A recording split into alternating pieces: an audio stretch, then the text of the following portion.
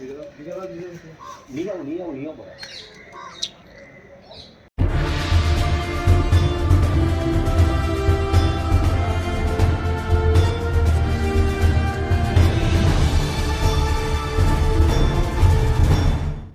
ઓગણીસ 11/2024 રોજ નવસારી જિલ્લાના બિલીમોરા શહેર ખાતે જે જૈન દેરાસર આવેલું હતું, શાંતિનાથ જૈન દેરાસર, અને ત્યાં ભગવાનની મૂર્તિ અને બીજા જે મંદિરનો જે ચાંદી અને પંચધાતુના જે વાસણો હતા એની ચોરી થયેલી. આ જે ચોરી છે એ ચોરીના જે બાબતે થોડી તપાસ કરતા એવી જાણવા મળેલું કે આ ચોરી કરનાર વ્યક્તિઓ જે છે એ ચંડોળા તળાવની આજુબાજુના વિસ્તારમાં રહેનારા હોય.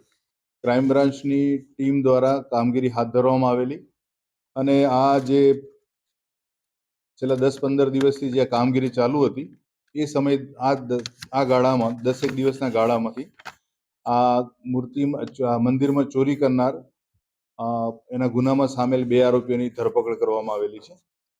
આ બંને આરોપી જે છે એનું એક જે મુખ્ય નામ જે છે મોહમ્મદ આમીનુર ઉર્ફે ભયંકર મન્નાન ખાન પઠાણ, જે ચંડોળા તળાવ સિયાસતનગર શાહ આલમ એરિયામાં રહે છે, અને એનો સાથી છે યાસીન કલામ શેખ, એ પણ ચંડોળા તળાવ શાહ આલમ ખાતે જ રહે છે સિયાસતનગરમાં.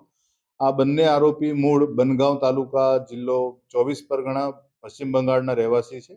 અને જેમાં જે મોહમ્મદ આમીનુર ઉર્ફે ભયંકર જે છે એ રીઢો ઘરફોડ ચોરીનો આરોપી છે. એના વિરુદ્ધ અત્યાર સુધીમાં ઘરફોડ ચોરીના અમદાવાદ શહેર અને સુરત થઈ કુલ 10 ગુનાઓ નોંધાયેલા છે, અને 3 વખતે પાસા એક્ટ હેઠળ એ અટકાયત થયેલી છે એની, સને 2018માં, 19માં અને 2024માં.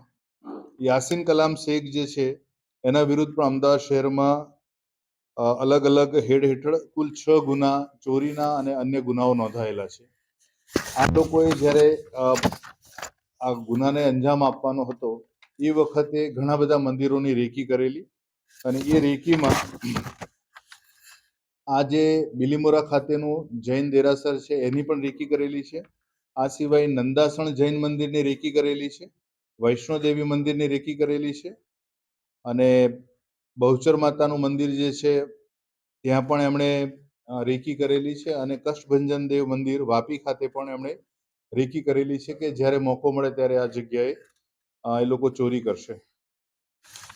આ લોકોની જે પ્રાથમિક પૂછપરછ દરમિયાન જે માહિતી મળ્યા મુજબ આ જે બંને આરોપી છે એમણે આજથી 12 દિવસ અગાઉ વાપી ગુંજન ચોકડી પાસે જૈન મંદિર બાજુમાં આવેલા સોસાયટીના બંધ મકાનમાંથી ચાંદીના વાસણો અને રોકડ નાણાંની ચોરી કરેલી છે. અને એ જ અરસામાં અન્ય એક સોસાયટીમાં મકાનમાં ચોરી કરવાની કોશિશ કરેલી, પરંતુ એ મકાનમાં પ્રવેશી શકેલા નહીં. આજથી 1.5 મહિના અગાઉ એ લોકો નંદાસણ બ્રિજની બાજુમાં આવેલ ઉમાનગરમાં પણ રોકડ નાણાં ભરેલા બેગની ચોરી કરેલી હતી. અને 3 માહ અગાઉ બારેજા અસલાલી હાઈવે પર આવેલ હરિઓમ પાર્ટી પ્લોટમાં એના ગોડાઉનમાંથી પિત્તળ તથા એલ્યુમિનિયમના વાસણો અંદાજે 1.5 લાખની ચોરી કરેલી છે. આ ઉપરાંત અસલાલી હાઈવે પર આવેલ જ્યોતિ વેર હાઉસની કબાડીના ખુલ્લા કમ્પાઉન્ડમાંથી તાંબાના વાયરોની ચોરી કરેલી છે. આમ બંને આરોપી ખૂબ જ રીઢા ગરફોડિયા છે, અને આ જે બંને આરોપીને પકડવામાં આવેલા છે તો એમની પાસેથી આ બિલીમોરા પોલીસ સ્ટેશન ખાતે નોંધાયેલ ગુનામાં જે ચોરીમાં ગયેલ મુદ્દામાલ પૈકી જે શાંતિનાથ ભગવાનની મૂર્તિ છે એમને એ ચાંદીની મૂર્તિને ઓગાળી નાખેલી છે, અને એ આખો જે 5 કિલોની જે ચાંદી છે એ પણ રિકવર કરવામાં આવી છે. અન્ય એક શાંતિનાથ ભગવાનની પંચધાતુની મૂર્તિ છે એ એઝ ઇટ ઇઝ પરિસ્થિતિમાં રિકવર કરવામાં આવેલી છે. આ ઉપરાંત જર્મન સિલ્વર જે મંદિરમાં આરતી વગેરે જે થતા હોય છે એ સાધનો પણ કબજે કરવામાં આવેલા છે, અને રોકડ રાણા આજે એમણે જે વેચાણ કરેલું છે બીજો ચોરીનો માલ, એના 3,21,000 રૂપિયા મળી કુલ 7 લાખ ઉપરનો મુદ્દામાલ કબજે કરવામાં આવેલો છે.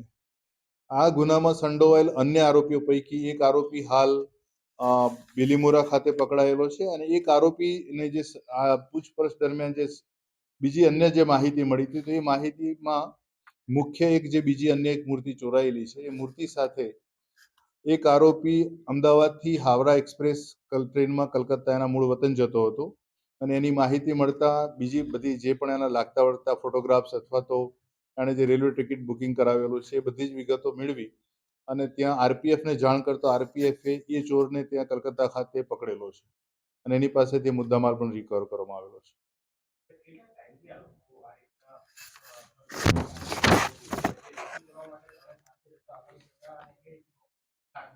આ લોકો 2015થી લઈને અત્યાર સુધી ઘરફોડ ચોરી અથવા તો આ પ્રકારના જે મેટલ્સ જે છે તાંબા, પિત્તળ અથવા તો એ પ્રકારની અને ઘરફોડ ચોરી ખાસ કરીને અને મંદિરોની ચોરીમાં માહિર છે.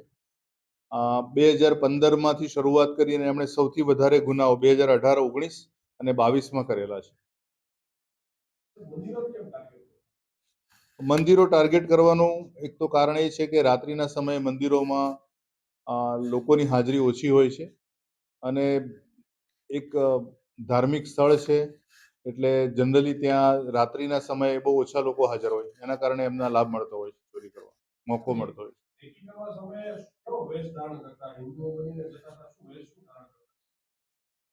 રેકી કરતી વખતે એ લોકો જેવું કહે છે કે અમે નોર્મલ ખાલી મંદિરના તરફ જ ફરતા હતા અને જોતા હતા કે પ્રવેશ ક્યાંથી થઈ શકશે.